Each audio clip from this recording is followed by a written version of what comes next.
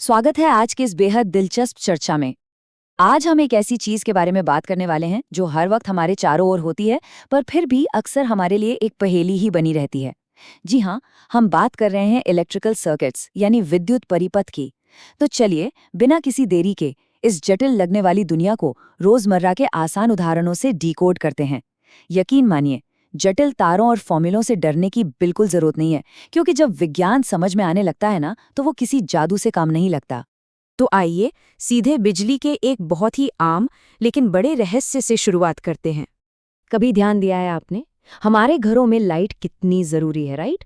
लेकिन अगर किसी एक कमरे का बल्ब टूट जाए या फ्यूज हो जाए तो बाकी कमरों की लाइटें मजे से जलती रहती हैं।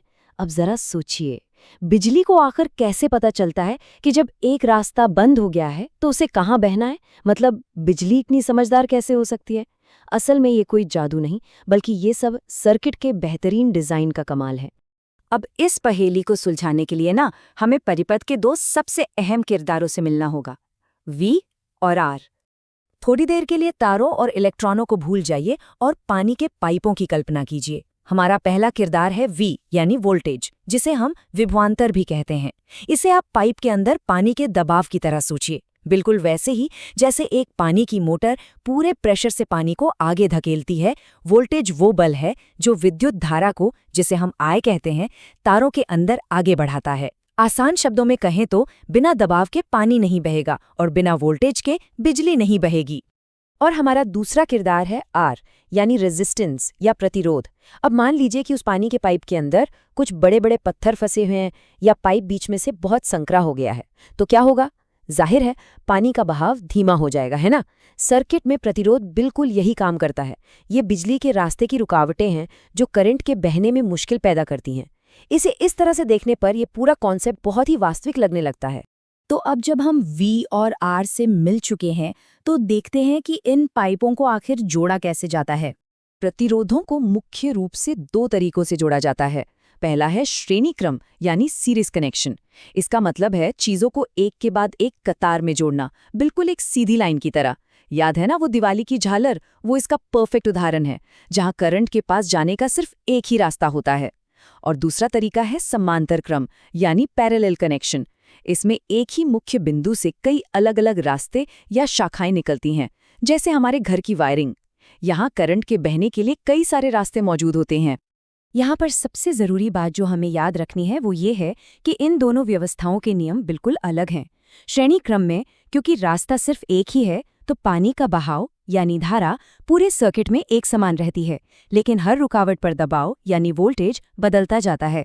इसके ठीक उलट समांतर क्रम में मुख्य पाइप से पानी अलग अलग शाखाओं में बढ़ जाता है, इसलिए धारा I अलग अलग हो जाती है, लेकिन हर शाखा पर वोल्टेज V एक समान रहता है। बस इस नियम को याद रखिएगा, क्योंकि यही इस पूरे विज्ञान की चाबी है। चलिए अब थोड़ा सा गणित देख लेते हैं। घबराइए मत, ये बहुत ही आसान और लॉजिकल है। देखते हैं कि समांतर क्रम में गणित कैसे काम करता है। मान लीजिए 3 प्रतिरोध R1, R2 और R3 समांतर क्रम में जुड़े हैं। अब जैसा कि हमने बात की थी, मुख्य धारा I तीनों रास्तों में बढ़ जाएगी, यानी कुल धारा होगी I बराबर I1 plus I2 plus I3। अब यहाँ हम इस्तेमाल करेंगे ओम के मशहूर नियम का, जो कहता है कि I बराबर होता है V बटा R के। बस अब इस नियम को हमारे बटे हुए करंट वाले फॉर्मूले में रख देना है। मान रखने पर हमें ये समीकरण मिलता है। अब क्योंकि समांतर क्रम में वोल्टेज यानी V तो हर जगह समान रहता है ना? तो हम दोनों तरफ से V को कॉमन लेकर काट सकते हैं। इसके बाद जो बचता है वही समांतर क्रम का मशहूर फॉर्मूला है, 1 बटा कुल प्रतिरोध बराबर 1 बटा R1 प्लस 1 बटा R2 प्लस 1 बटा R3। वहीं दूसरी तरफ श्रेणी क्रम की कहानी तो और भी सीधी है। यहाँ धारा नहीं बल्कि वोल्टेज बढ़ता है, तो कुल वोल्टेज V बराबर होता है V1 plus V2 plus V3 के। जब हम यहाँ ओम का नियम यानी V is equal to IR लगाते हैं, तो हमें मिलता है IREQ is equal to IR1 plus IR2 plus IR3।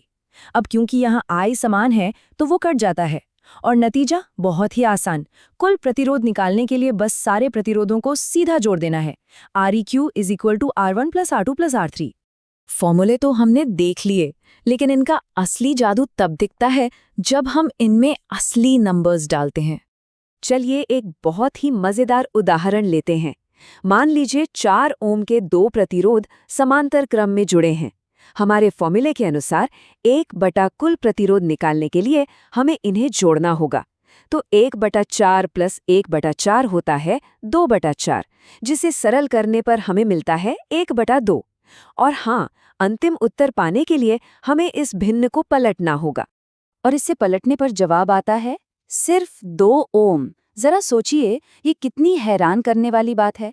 हमने 4 ओम की 2 रुकावटें लगाईं, लेकिन समांतर क्रम में जुड़ने के कारण कुल रुकावट बढ़कर 8 होने के बजाय आधी हो गई और सिर्फ 2 ओम रह गई। ऐसा इसलिए हुआ क्योंकि करंट को बहने के लिए एक अतिरिक्त रास्ता मिल गया था। है ना कमाल का गणित? अब जरा इसके उल्टे प्रभाव को श्रेणी क्रम में देखिए। अगर हम 2 ओम, 3 ओम और 5 ओम के 3 प्रतिरोधों को एक ही लाइन में लगा दें, तो करंट को उन सभी से होकर गुजरना ही पड़ेगा। कोई शॉर्टकट नहीं। इसलिए ये सीधे सीधे जुड़ जाते हैं, 2 + 3 + 5, और नतीजा आता है 10 ओम। यहाँ रुकावटें सीधे जुड़कर बहुत ज्यादा हो जाती हैं। तो ये सब गणित हमें हमारी रोजमर्रा की जिंदगी के बारे में क्या बताता है? असल में हमें हमारे उस शुरुआती सवाल का जवाब मिल गया है जहां से हमने ये सफर शुरू किया था। घरों में हमेशा समानांतर क्रम यानी पैरेलल वायरिंग का ही उपयोग किया जाता है।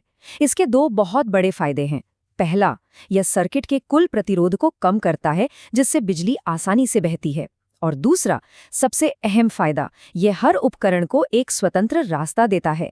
इसीलिए अगर एक कमरे का बल्ब खराब भी हो जाए तो बिजली दूसरे रास्तों से बहती रहती है और पूरे घर की लाइटें जगमगाती रहती हैं। तो देखा आपने सर्किट डिजाइन किस तरह काम करता है। लेकिन जाते जाते आपके दिमाग की कसरत के लिए एक सवाल छोड़ जाते हैं। हमने देखा कि समांतर क्रम में हर नया रास्ता जोड़ने से कुल प्रतिरोध कम होता जाता है।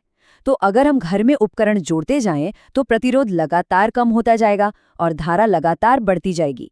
ऐसे में तारों में बहुत ज्यादा करंट बहने और उनके गर्म होकर पिघलने से उन्हें आखिर रोकता कौन है? सोचिए जरा, सर्किट की सुरक्षा का ये राज क्या हो सकता है? खैर, विज्ञान की इस अद्भुत दुनिया में तलाशने के लिए हमेशा कुछ न कुछ नया होता ही है। आज की इस चर्चा में जुड़ने के लिए आपका बहुत बहुत शुक्रिया।